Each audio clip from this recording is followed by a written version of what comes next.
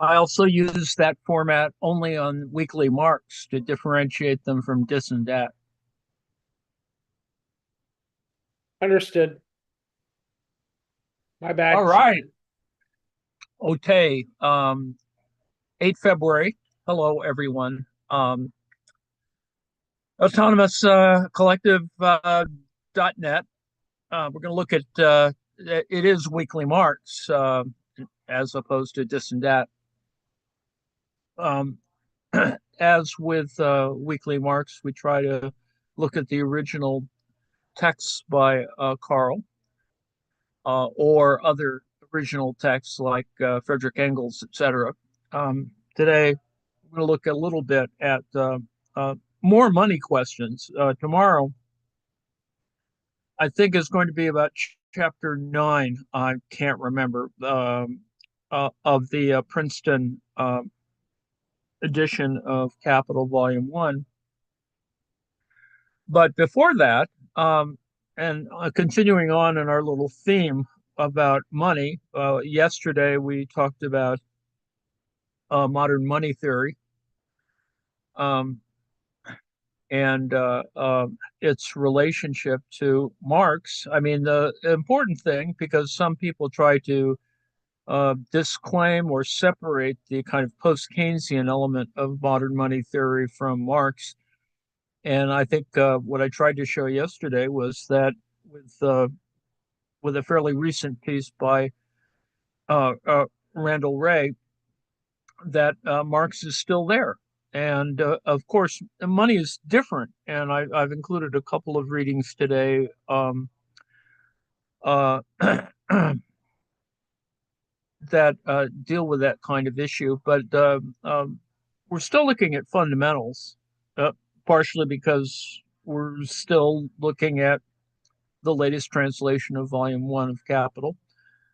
Um, and in that context, there are several different ideas that come from the 1867 economic manuscripts, more specifically the version called value form. I think it's a appendices um, and is available in Marxist.org online. The point here is that there are four elements or four ways in which we think about value form. The simple value form, of course, and as Marx writes about it, is the linen in the coat. 20 yards of linen equals one coat, or 20 yards of linen are worth one coat. And the secret, Marx says, the secret of the entire value form, aller Wert form, must be hidden in this simple value form. Hence, its analysis offers the real difficulty.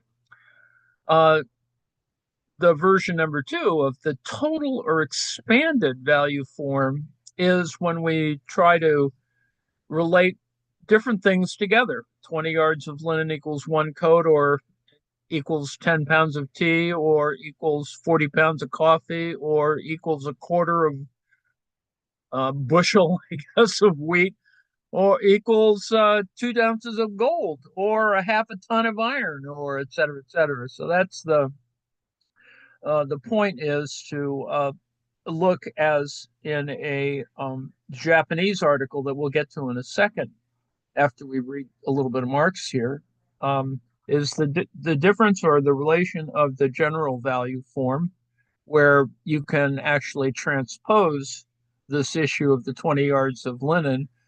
All of these things here are equal to 20 yards of linen. The whole point of this is to take certain equivalences and try to relate them to each other. And what you have is a kind of, um, whether it's an increasing abstraction or not, probably not clear, but it is creating a greater range of abstraction. That's probably the way in which one can talk about it.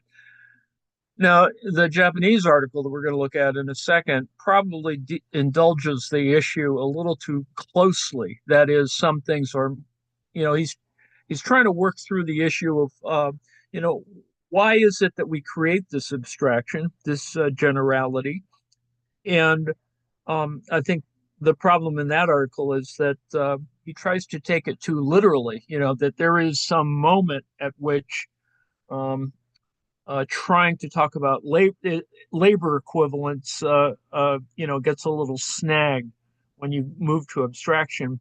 For those of us who indulge kind of sort of structuralist theories, we're always looking for a kind of underlying or um, intangible or not explicit, more implicit set of structures that connect things together, not unlike certain theories of language.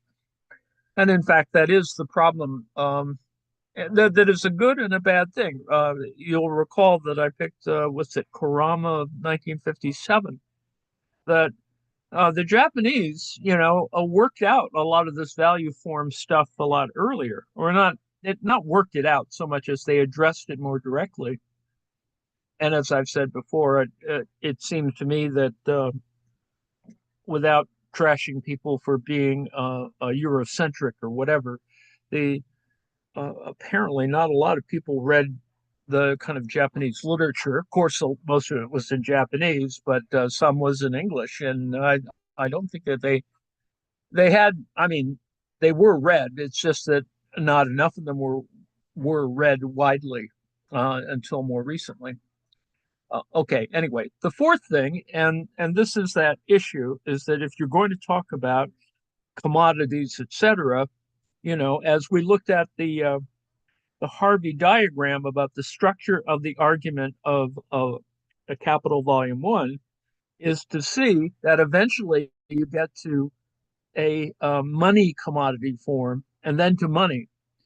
That there is something sort of in between all of this idea of the commodity as connecting things abstractly together. So the move from the general value form, where we're just talking about, and it, you don't. I think one of the troubles in the Japanese article is that the issue of, is it barter? What kind of exchange is going on, or what kind of interchangeability is going on, and is it a kind of transformation or not? Um, because I think you can actually deal with it without kind of moving towards transformation. So anyway, in the money form, it's rather than the 20 yards of linen, you resolve it as a money form. That is 2 ounces of gold equal all those things. The difference between the transition from the general value form to the money form and the earlier development transitions, essential changes occur at the transition from Form 1 to Form 2, like I just showed above, and from Form 2 to Form 3. As opposed to this, Form 4 is distinguished from Form 3 by nothing except the fact that now gold, instead of linen, possesses the general equivalent form. Gold remains in Form 4 what linen was in Form 3, a general equivalent. The progress consists only in the fact that the form of immediate general exchangeability, or the general equivalent form, has now, by virtue of social custom, definitely coalesced with the specific natural form of the body of the commodity gold. Gold confronts the other commodities as money only because it already confronted them before as a commodity. Like all other commodities, it also functions as equivalent, either as singular equivalent in isolated acts of exchange, or as particular equivalent beside other commodity equivalents. Little by little, it functioned in narrower or wider circles as a general equivalent. Once it has conquered the monopoly of this position in the expression of value of the world of commodities, it becomes the money commodity. And from the moment when it has already become the money commodity, Form 4 distinguishes itself from Form 3, or the general form of value is transformed into the money form. So it's quite simple. It's not a. I suppose it could be a sleight of hand. It could be a kind of transitive quality in that sense as well. Section 2, transformation of the general relative value form into the price form. You see, that's the next move. And the point is that they're not necessarily identical. That value form and price form are not identical. At certain levels, you could make them equal, but the fact is there's no sort of rigor to it that price always defines the kind of meaning of things. The simple relative expression of value of a commodity, for example, linen in the commodity which is already functioning as the money commodity, for example, gold, is the price form. That is, the price form of linen is hence 20 yards of linen equals 2 ounces of gold, or when 2 pounds sterling is the currency name for 2 ounces of gold, 20 yards of linen equals 2 pounds sterling. It just seems relatively obvious and simple, but you can get kind of tied up when you start thinking of them as sort of things with material, sort of thingness to them. Because the point for Marx is not so much the things, these particular things and their, whatever their materiality, but rather the concept of it, and the concept is a kind of material thing, not something epiphenomenal. Section 3, the simple commodity form is the secret of the money form. We see that the money form proper offers in itself no difficulty at all. Once we've seen through the general equivalent form, it does not require the least brain fag to understand that this equivalent form fastens onto festhaftet, a specific type of commodity like gold, and still less insofar as the general equivalent form in its very nature requires the social exclusion of a definite commodity by all other commodities.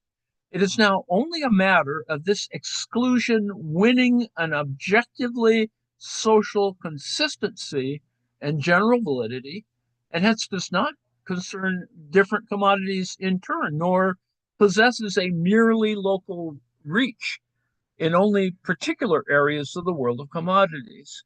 The difficulty in the concept of the money form is limited to comprehending the general equivalent form as such, Form 3.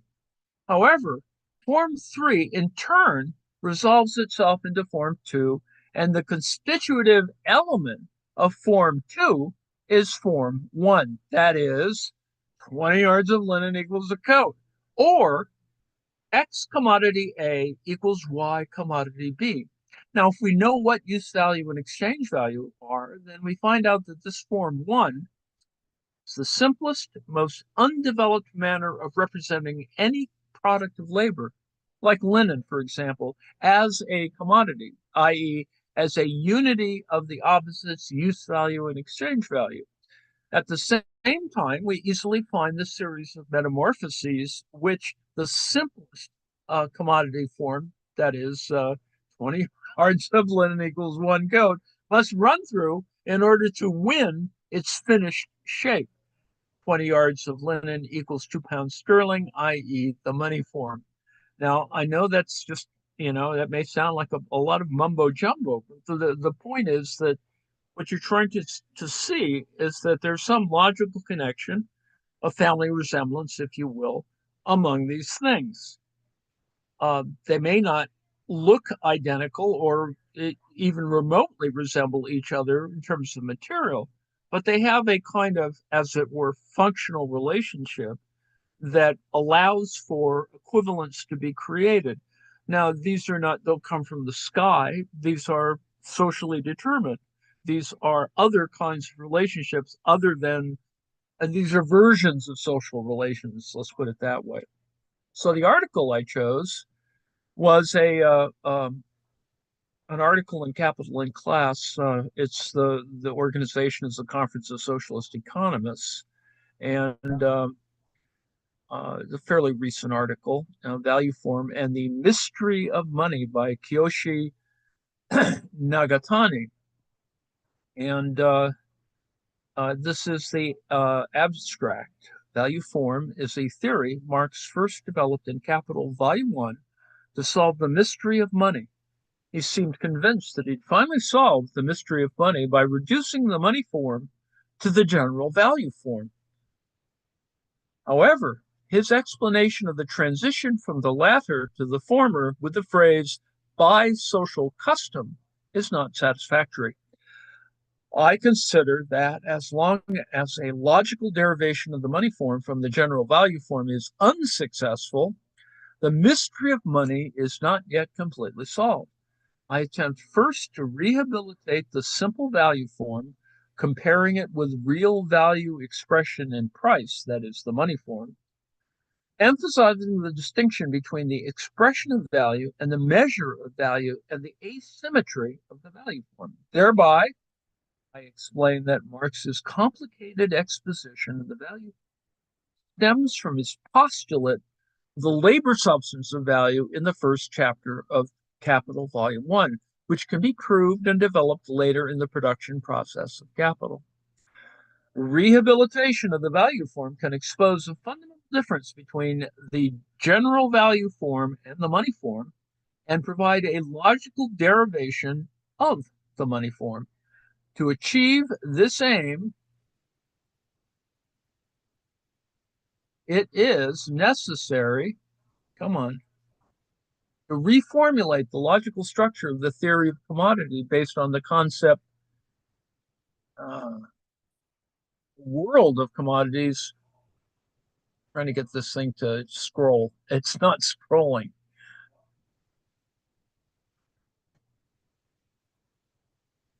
Use the space key.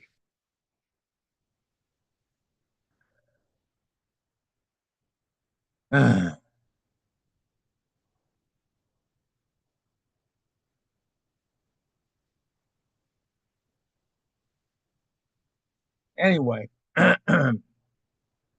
I consider that as long as the logical derivation of the money form from the general value form is unsuccessful, the mystery of money is not yet completely solved. I attempt first to rehabilitate the simple value form, comparing it with real value expression in price, that is, the money form, emphasizing the distinction between the expression of value and the measure of value and the asymmetry of the value form. Thereby, I explain that Marx's complicated exposition of the value form stems from his postulate of the labor substance of value in the first chapter of Capital, Volume 1, which can be proved and developed later in the production process of capital. Rehabilitation of the value form can expose a fundamental difference between the general value form and the money form and provide a logical derivation of the money form. To achieve this aim, it is necessary to reformulate the logical structure of the theory of commodity based on the concept, the world of commodities, which comes to appear more frequently as Marx's theory of value form advances. So that's kind of the sort of abstract of it. And so the article begins. Marx's exploration of the value form began with his critique of Ricardo's labor theory of value.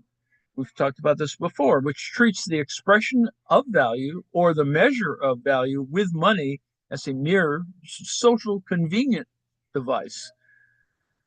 Marx attempted to solve the necessity of the value of a commodity to appear as exchange value or price by analyzing the genesis of money from the commodity exchange. In the critique of political economy, Marx tried to solve it in the exchange process of commodities in vain. In Capital Volume 1, he succeeded in discovering the value form by inquiring into the issue of logical genesis of money as the value expression from the simple value form to the money form, independently of the exchange process. And it's this relation to the exchange process that is important for a lot of people. Some will suggest that that it is only when you get these further versions of abstraction in terms of talking about exchange, specifically related to capital and capitalism, that you get a kind of difference.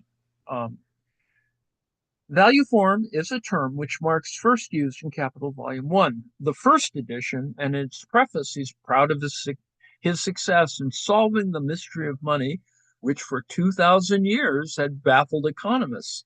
While I admit that his discovery of the value form is epoch-making, his solution to the mystery stops short of sufficient success because of many deficiencies in his theory of value form. To examine these in depth, we must first confirm the methodology of capital. The first chapter of Capital, Volume 1, the commodity, is the most abstract concept with which capital starts to logically reconstruct a complete capitalist society. From the first, he takes up the commodity as labor product, for he clearly realizes that only a capitalist economy is able to produce all labor products as commodities. First, I would like to take up one issue, whether Marx's beginning with the concept of the commodity of labor product, not the commodity form, is valid or not. In the first section of the chapter, he defines value as abstract human labor objectified in a commodity product. I considered identification of the substance of value as abstract human labor to be correct. However, it is proved and developed only later in the production process of capital, which can be introduced with the emergence of a commodity labor power and industrial capital. So, we're looking at the kind of ideas at the same time. Um, the notion of labor power, of course, and the focus, at least in the earlier versions of Marx thinking about these things as trying to get it to sort of get the numbers to work out because it's industrial capital. Back to the text.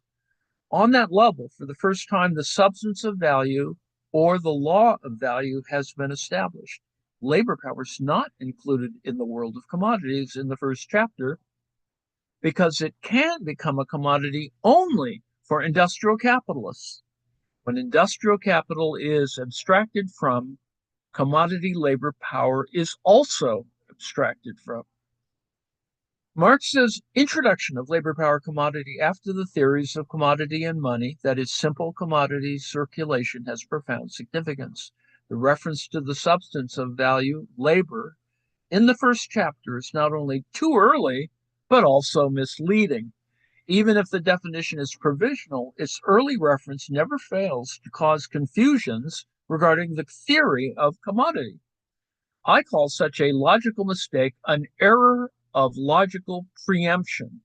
We can find not a few such flaws in Capital. This is a typical one. Owing to his persistence concerning the substance of value in the first chapter, Marx is bound to refer to such terms as labor product, useful labor, abstract labor, production producer, social labor, private labor, and social division of labor. Consequently, Marx's exposition of the value form becomes, I think, too complicated and confusing to understand merely by its interpretation. In this article, therefore, I attempt two tasks in parallel. The first one, the one is to show that the first chapter of Marx's Capital, Volume 1, especially the value form, can be developed without reference to labor, production, and producer. The other task is to note how Marx's reference to the substance of value disrupts his creative, epoch-making value form theory. This new approach was first published by Kozo Uno in Japan, 1950. Since then, more than 60 years have already passed, and the theory of the value form in Japan has, in one way or another, developed. I criticize here include not only Marx, but also Uno and Uno. Difficulties with the simple value form. Denoting the simple value form as 20 yards of linen equals a coat, or 20 yards of linen are worth one coat, Marx warns the readers that the whole mystery of the form of value lies hidden in this simple form. Its analysis, therefore, is our real difficulty. In fact, its analysis is so difficult that even Marx himself, I think, is unable to sufficiently succeed in it. We find the following at the beginning of the third section of the value form. Now, however, we have to perform a task never even attempted by bourgeois economics. That is, we have to show the genesis of this money form. We have to trace the development of the expression of value contained in the value relation of commodities from its simplest, almost imperceptible outline to the dazzling money form. By doing this, we shall at the same time solve the riddle presented by money. Now, this remark apparently means that in the third section, the most real concrete is the money form, and the most abstract simple is the simple value form, and that by successfully developing the money form from the simple value form, he will solve the mystery of money. Marx is proud of this attempt, calling it a task he never even attempted, a task never even attempted by bourgeois economics. I think Marx's discovery of the theory of value form marks an epoch in the history of mankind's development. But his value form and money form, as will be shown later, still remains incomplete with not a few deficiencies, and the mystery of money has not yet been fully solved. So he asks rhetorically, what is the simple value form? Does the equation 20 yards of linen equals one coat mean that the two commodities are exchanged? Apparently, Marx understands it that way, as his example, corn and iron, in the first section shows. His subtitle, Accidental Form of Value, also suggests this.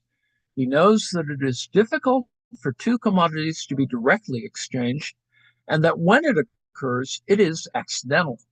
He maintains that 20 yards of linen is in the relative form of value, that one coat is in the equivalent form, and that the two forms have an opposing but complementary relation, that is, two poles. So commodities have this dual polarity at work.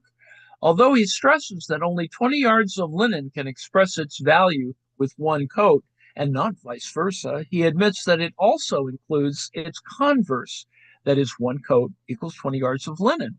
Why does Marx make such a contradictory remark?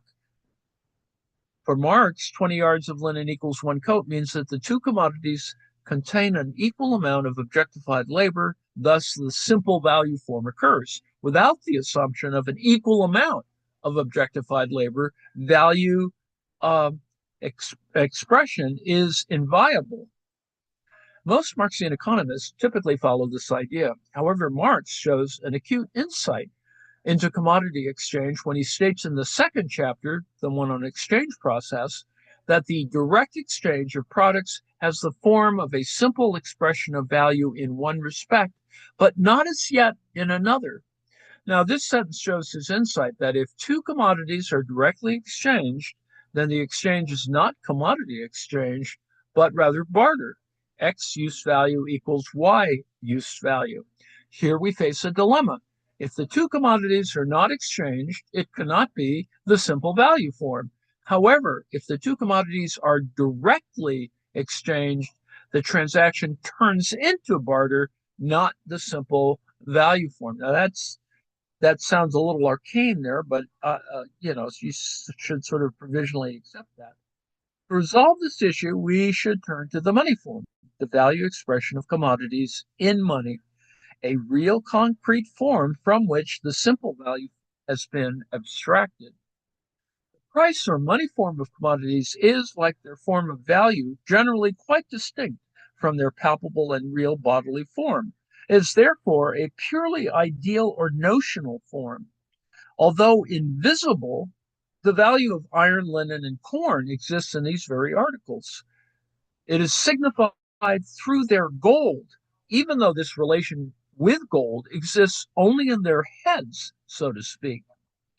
The guardian of the commodities must therefore lend them his tongue or hang a ticket on them in order to communicate their prices to the outside world. Marx's above statement in chapter 3, Money, section 1, Measure of Value, however, is the issue concerning the expression of commodity value in money. Therefore, it should be discussed in the money form of the first chapter on the commodity.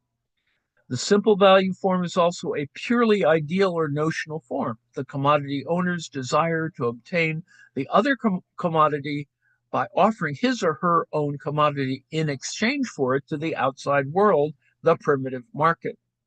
In this case, there is no need for the presence of a coat owner at the scene. It is a unilateral offer or expectation for exchange by the linen owner. 20 yards of linen equals one coat is the relation in which the linen owner wants one coat in exchange for 20 yards of his or her own linen. Just as in the real value expression of a commodity, pricing, that is the money form, so in the simplest value expression, the relation with the coat exists only in the linen or in or exists only in the linen owner's head. Value expression in price is the commodity guardian's appeal for money to lots of unknown money holders on the market. As money holders are not yet present, it's not certain whether or not the commodities can actually be exchanged.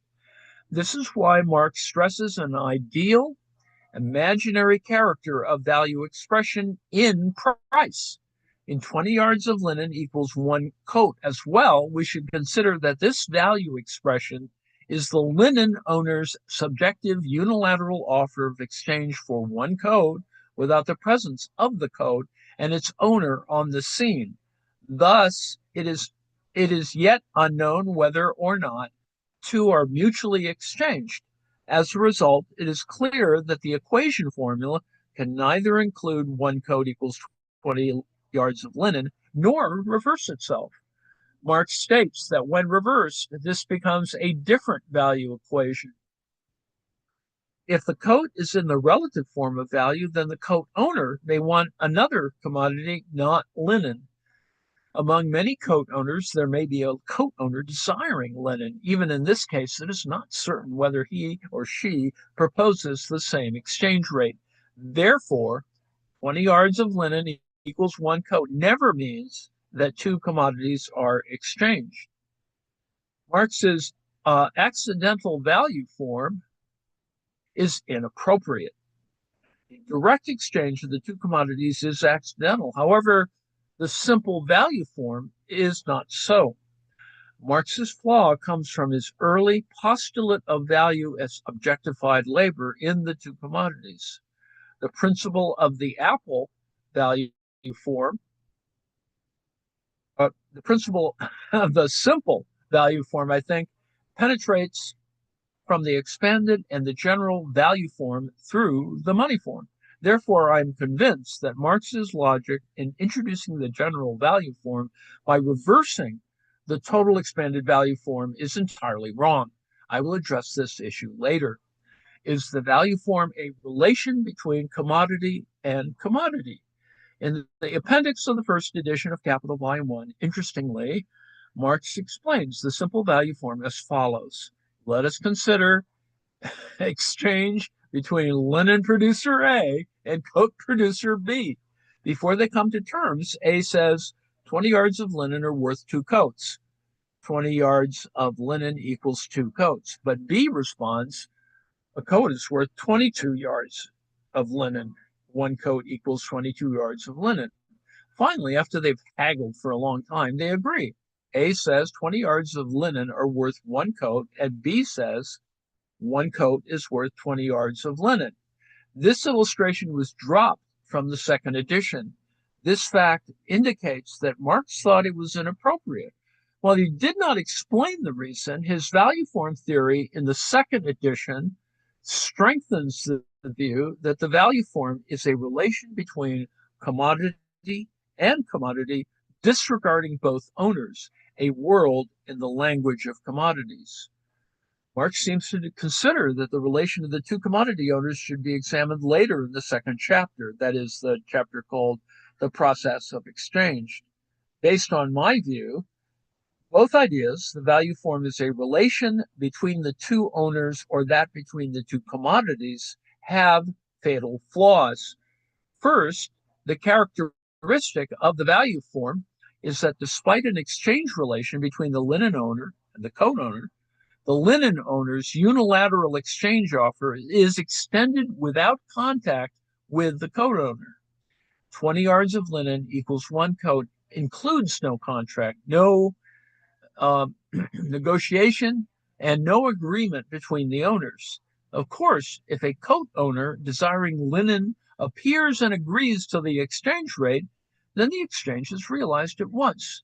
This is, however, another phase of commodity exchange.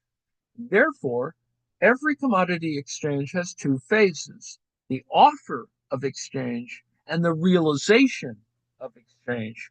The value form, the expression of value, concerns the former, the measure of value concerns the latter. Thus, Marx's, oh man, excuse me. Thus, Marx's explanation of value, expression in price in chapter 3, the measure of value, is inapposite. Second, the view that the value form is a theory between commodity and commodity is still prevalent among Marxist economists worldwide. When one observes real value expression in price on the market, it is self-evident that value expression never occurs without commodity owners in the relative value form. The same holds true in all value forms. The relative value form cannot exist disregarding the commodity owner wanting the equivalent commodity. The latter exists in the mind of a commodity owner in the relative form, avoiding direct contact with the opposite owner. Value form as commodity exchange is neither solely a direct relationship between commodity owners, nor one between commodity and commodity abstracting from their owners. Historically, it's true that the commodity exchange or market economy originated in barter. However, all types of barter necessarily developed into a market economy. Only those types of barter in which exchangers were foreign to each other, that is, they did not share the same social native bonds such as community, blood, race, language, or religion, evolved into commodity exchange.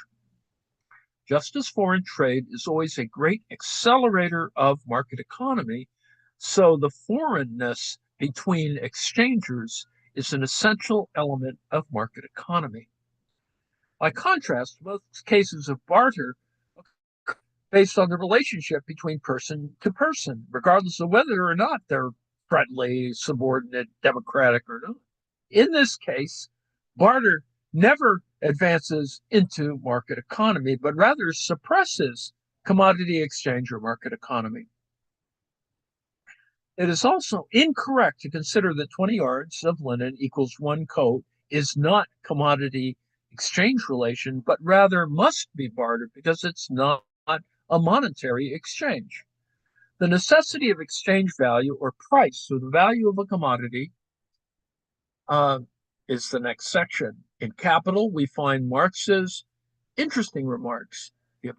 The objectivity of commodity as values differs from Dame Quickly in the sense that a man knows not where to have it. We may twist and turn a single commodity as we wish. It remains impossible to grasp it as a thing possessing value. These remarks indicate that he is aware that a single commodity in isolation is unable to have value. Thus, he continues as follows. However, let us remember that commodities possess an objective character as values only insofar as they are all expressions of an identical social substance, human labor, that their objective character as values is therefore purely social. From this, it follows that it could only appear in the social relation between commodity and commodity. Based on my view, commodities have an objective character as value only insofar as their owners form a peculiar social relation. That is, they wish to exchange their own use values, avoiding direct contact. The reason that their objective character as value is purely social is that it is nothing but a hidden social relationship between the two owners.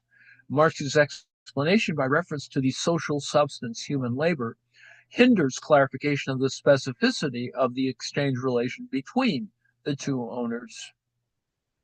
Value is a social property that a use value has when it is placed by its owner in the exchange relation with others' own use value without direct contact. eBay. A single commodity possessing value is a contradiction in terms. Thus, we may twist and turn a single commodity as we wish. It remains impossible to grasp it as a thing possessing value. Then how can linen or coat, each itself a good or material, become a commodity possessing a value? A linen owner desiring a coat comes to the market, and he or she shows a sign to the public that he or she will part with 20 yards of linen in exchange for one coat he or she wants. This is relative value form. Within this one-sided relation that the linen owner sets up, the coat becomes a use value for the linen owner and has an immediate exchangeability for 20 yards of linen. Thus, a coat has a value and consequently becomes a commodity. This is the equivalent value form.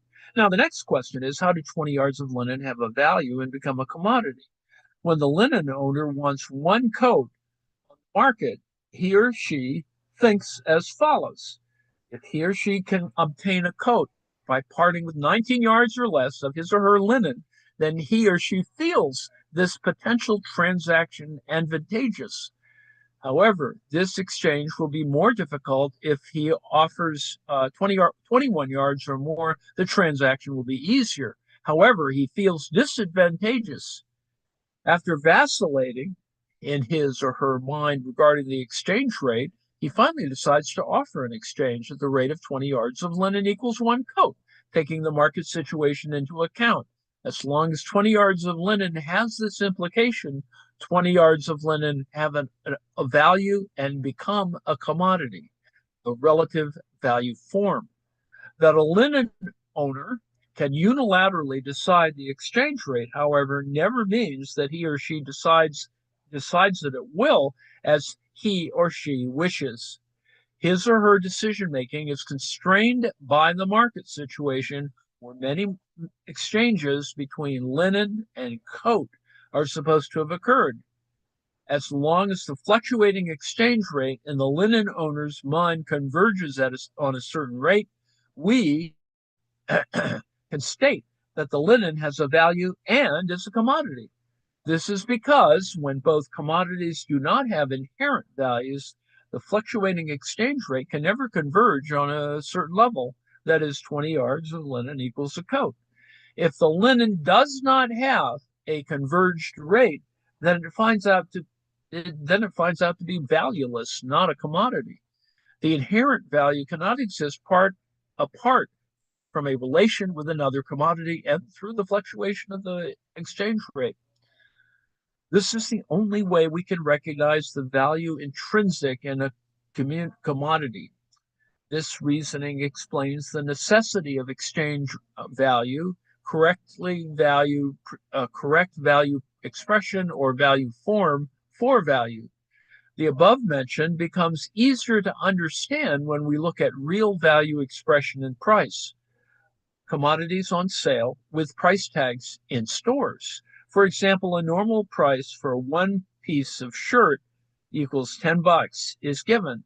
At first, the owner wishes to sell it for $1 or more, but soon realizes that the sale will be difficult looking at the market situation, and then he lowers the price at $9 or less. When his commodity sells too rapidly with the demand strong, he begins to raise the price again. Consequently, the price fluctuation converges on a stable, normal price at X at US 10, $10. Value expression occurs in this way by the unilateral initiative of community owners without contact or agreement with the money holders. However, his subjective decision is forced to follow the market situation where the power balance between demand and supply of a commodity prevails. The stable price, the center of gravity, so to speak, is not a value in itself, but knowing what the apparatus of a value. This price is established as long as the value of the commodity and that of the money coincide. If both commodity and money have no value, the convergence of price on a centerpiece may never arise. The existence of value inherent in the commodity is unable to confirm by other than this producer the specific nature of value and value expression originates in the specificity of market economy. Value is a social property the commodity inherently has, regulating an exchange rate or price. However, it can only appear as an a posteriori as a consequence of exchange rate or price movement. This by no means implies that the price movement determines value, nor that value is viable. Bailey, 1825. One is unable to grasp value as much as apart from value expression, value form. The reason that the classical economists overlook the value forms lies in her purchase.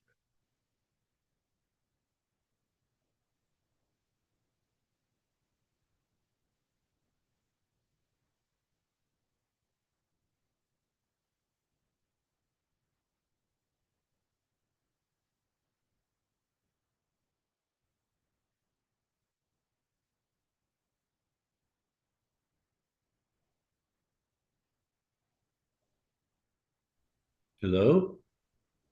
Well,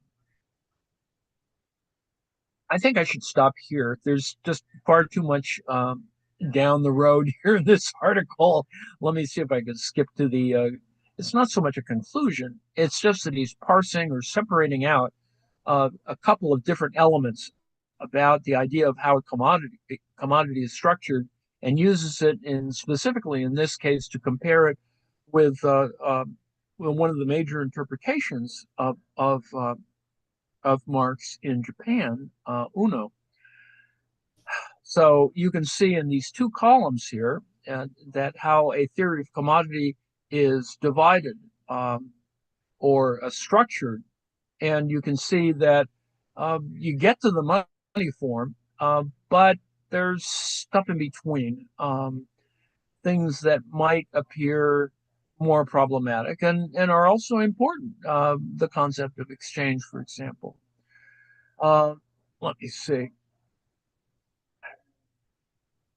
I think it's important to consider that aside from the simplification in Marx to using gold as an example, it is important, I think, to see that Marx is working through the system of transformations in a fairly logical and reasonable manner, partially on the model, of sort of modifying Hegel, at least in certain kinds of logical procedures, and seeing, of course, that it works out. I mean, in a kind of in reality, as it were. And so at the end of the article, Nagatani talks about I have presented a new approach by rehabilitating value form theory without reference to the substance of value, abstract human labor, and by reconstituting the theory of commodity based on the concept of the world. At the same time, I've shown how Marx's reference to labor substance disrupts the theory of value form. Based on my view, the independence of universal equivalent form in the money form implies direct incarnation of value in gold money. His explanation directs incarnation of all human labor hinders the recognition of the independence of the universal equivalent form with the commodity world restored in reality. So it was a lot of, hand waving on the one hand. On the other hand, this is a kind of good effort to talk about the question of that it all manifests itself in exchange, that um, that the idea is that these levels of abstraction are not just purely theoretical or hypothetical, that they actually have kind of structural relationships to the world itself. Um, so anyway, that's I may finish this off on Monday. I wanted to include a brief article on value, form, and money, and it it is abstruse, this whole the mystery of the form of value, in particularly in terms of money, because it's simple, yet if deciphered, it will reveal the secret of even its most developed configuration, that of money. um, and this other article talks about talks about how it is more of a kind of polarity. This relation does not amount to equality in the mathematical sense or conventional equivalence, but it's characterized by polarization, i.e., by the fact that each pole of the equality, that is the linen, or by the same token, the coat, occupies a qualitatively different position and has a correspondingly different function, such that from a mathematical viewpoint, the converse, that is, permutational property, does not apply. And without overindulging the math, um, they belong to and mutually condition each other. At the same time, they're mutually exclusive or opposed extremes, poles of the expression of value. This polarization and this difference result from the fact that value, as content or essence, quote unquote, deriving from capitalistically expended labor, is manifested, i.e., empirically, or appears only in the exchange relation between commodities in exchange value. In the simple form of the exchange relation, the equivalent, that is the coat, constitutes the measure of value of the relative. In other words, the simple form of value tells us that 20 yards of linen have the value of one coat. The value of the commodity linen is expressed by the physical body of the commodity coat, the value of one by the use value of the other. The reason for this is that the value of linen must be related to another commodity as equivalent. The same commodity cannot accordingly appear in the same expression of value in its two forms simultaneously. These two forms are polar opposites and mutually exclusive. So the point is he's describing kind of the structural relationship, and that it is not one thing, but perhaps a relation between two things, um, which is kind of the whole point of it, that it is, as it were, more transactional, that it is more interdependent, um, etc. So anyway, I included a little thing there that discusses this same issue of form, of the simplicity of form, the simple form, and that it has kind of regulatory or relative elements as as well as more advanced things going on in it. And yes, I put in a very long article, which I will probably get to on Monday. Uh, um, the that it kind of situates for those who care about these matters Deboff on Marx and money. It is not that it could be that relative to modern money theory, et cetera, that Marx was sort of underattended to or undersubscribed to a kind of theory of money. And Suzanne de Brunoff is, as I've mentioned before, is one of the earlier people to actually try and work through the issue of theories of Marx's theories of money. and it's a pretty good article in terms of describing the kind of thing that's not in the Japanese article above, and that is the kind of history of money. So she goes through a kind of basic history of money to do that. Now I've exceeded my time, so let's see if there are questions, comments, or brickbats. Um, I'm not sure, Larry, is this why folks say Marx was wrong with labor theory of value? Well, it's not so much that he's wrong, although obviously people will say that.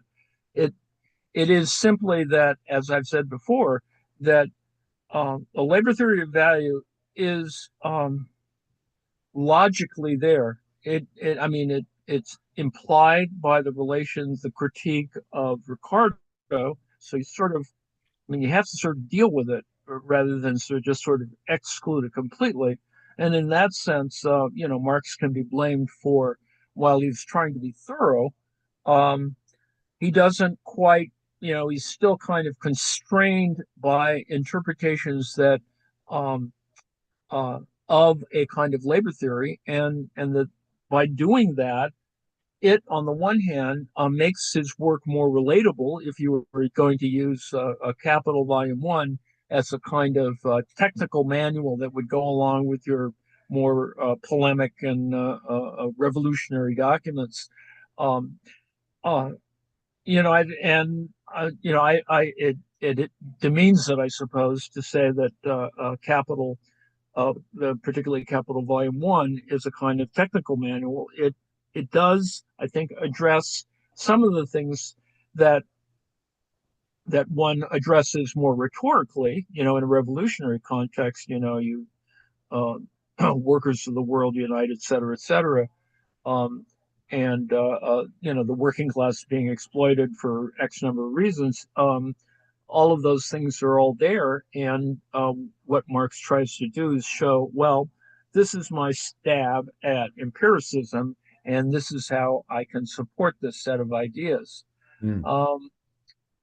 So anyway.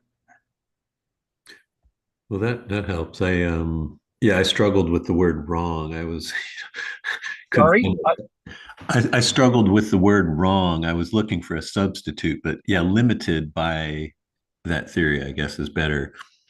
Yes, yes. It's a difference in, I suppose, thinking Japanese. You know, there's a certain more absolute kind of view of the world that Japanese discourse, particularly as presented in English, might reflect on. So anyway, um, as I've said before, there is a body of Japanese literature in economics, that mainly on Marx, and that um, has a position in the kind of history of trying to work through some of this stuff, interpreting Marx. And as I tried to point out with I think it's Kazama's article, that it's not like they have a different view of it. They just simply are trying to work through it in a more detailed way, and in a way that is very different than the European approach to it. And the problem, of course, is that there's a whole body of literature that does kind of treat it as a matter of faith, as opposed to this is theoretically how it works. Here's empirical proof for it, etc. And the empirical part has always been a big pain in the ass. It's like, well, can you really show that exploitation is going on or alienation is going on? So anyway, Yeah, that makes me think, I'm sure there is, but, I'd like to see a body of Chinese work on Marxism. oh yes, indeed. The very little that the point, the problem, let's just put it this way, is that the translation of Marx into from German or from Russian, which is another whole warpage relative to the Chinese, is, it has the way they talk about Marxist theory. So if you're reading Xi Jinping or Mao, you have certain ways in which you can talk about stuff that, at least in the English translations of, for example, Mao's writing, there's a certain clarity to it, but it is, I know, a little limited, because in some ways it suffers from translation issues. Mm. Um, I would say, and this is just because of my own research interests, there's an entire body of literature that the Chinese have done that nowhere is it being worked on anywhere else. They have a whole thing. I mean, I have a slight interest. I have an interest in ways in which you can think about, well, information, or a kind of different ways of thinking about capital. And the Chinese actually have in the current situation, have a different theoretical approach to it. That um, um, if more people would read it, I think we'd have a lot better improvements on certain ideas. Now, Yeah. they're just not better necessarily; it'd just be richer. Let's put it that Yeah, way. yeah. A new perspective, a different one.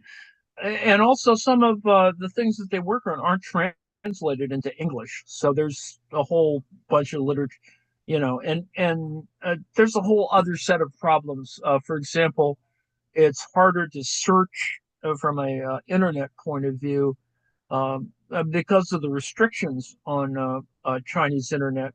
Um, um, to, to find enough things that kind of make sense in English on certain ideas. Because I would assert they've been doing some really interesting things that are reflections on, of course, stuff outside non-Chinese things, but I found them kind of interesting. And then there's a whole nother set of issues. With all due respect, there's a shitload of excuse me, of plagiarism, or the Mm. writing styles that are problematic.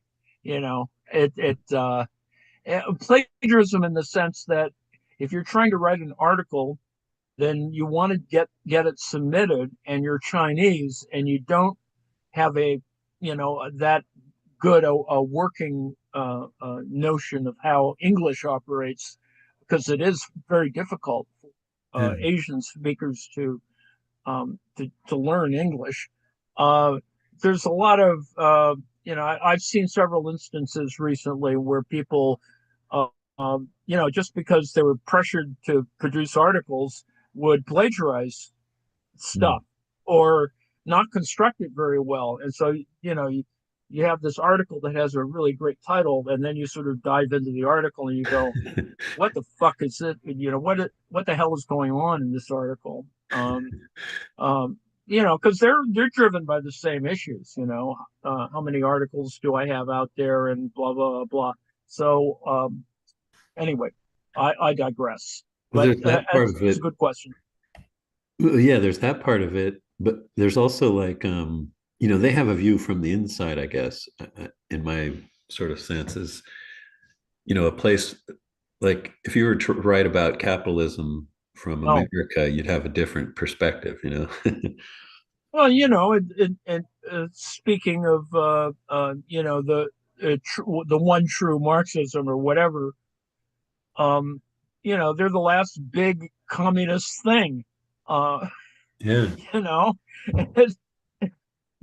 I mean, there's it's just not the same in Russia anymore, with Putin and all those oligarchs. Although, of course, state-owned enterprises, and there is, of course, the whole princeling whatever stuff.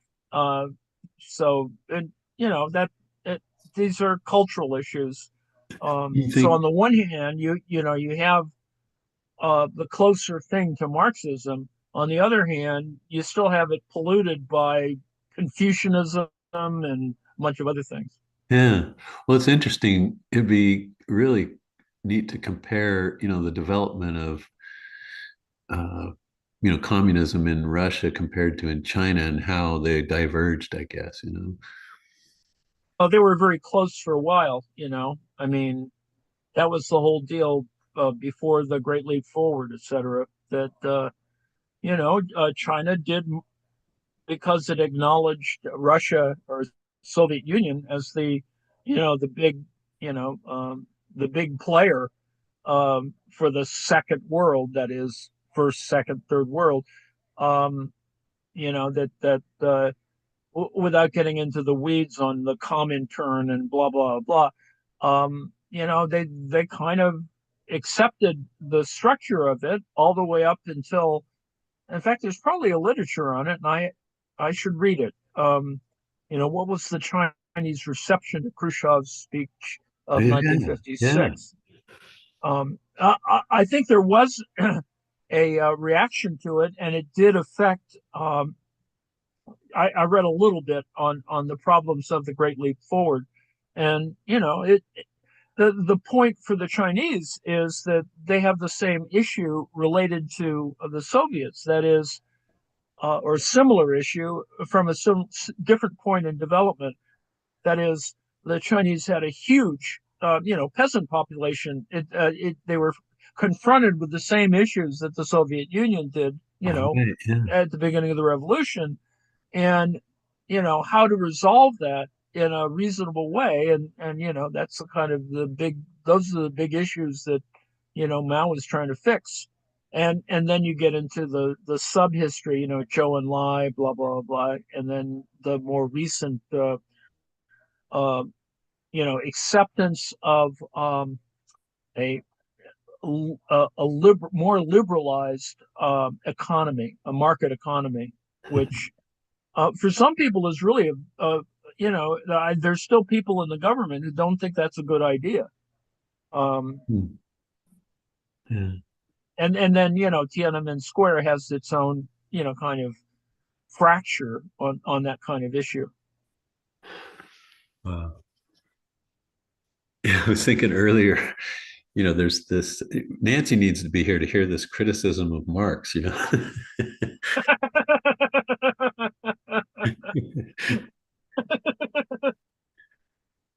It's not perfect. It's just it at least wants to make things more equitable. But then again, there's some people who are just out there, they can't stand the idea that Right. Yeah.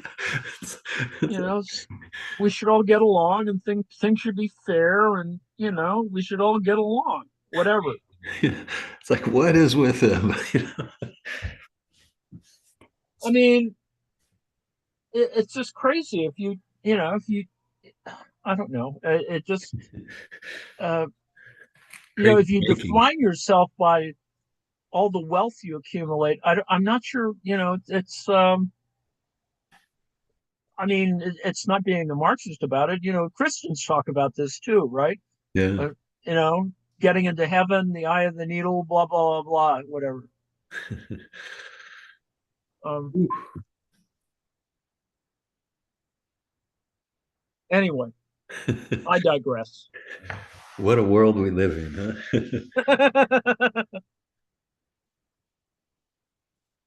I'm just more pissed off that the same issues are always there, and people don't seem to read enough that to know that they're just repeating the same idiocy. Yeah, this mass delusion is getting old. Like, Well, it's the same stuff, and I mean they're getting a little better at how to manipulate it. Um, you know, and of course there are the contradictions, right? It's okay to have um, gay men be prominent within that particular context, but then you can't acknowledge it. yeah, yes. It's like, Similarly, you go out there and accuse everybody of pedophilia, and yet the real pedophiles are these religious nuts. yeah, So, yeah. Yeah, it's like all these 180-degree backward situations. well, it's so basic. I mean, from the point of view of Freudian projection, or all these other fairly simple ways of analyzing it, but it's pretty clear that you have all the same issues. Yeah. Um, but anyway, that's just me. Well, thank you for another journey. I appreciate it. Wandering around. Well, no, it's Tomorrow we'll look at the next chapter. I've got to prepare. I haven't prepared it yet. Of the Marx Capital Volume One, the Princeton edition. there's so many interesting things we come across in these journeys, you know. Well, that's why I think it needs to be read more closely because not every, most people who read Marx in college read the Tucker Oh, right. version Yeah. with all those little snippets in it, and we're all very cool, which was very cool, but you never had a full kind of vision of what Marx was about. Yeah. Yeah, just a Uh, little part of it. yeah, it's Reader's Digest version of Marx or whatever. So I don't know. Anyway, I mean, it's now better, but and it's been warped, of course, by the fact that most of the people who do all this sort of intersectional kind of work also are fairly well trained in Marx as well, so they're part of the problem. Hmm. Um, I don't know. Anyway, Thank you. oh, we're still on. Oh, damn Oh, it! yeah. I didn't shut off the live stream. God, Sorry. gosh darn it!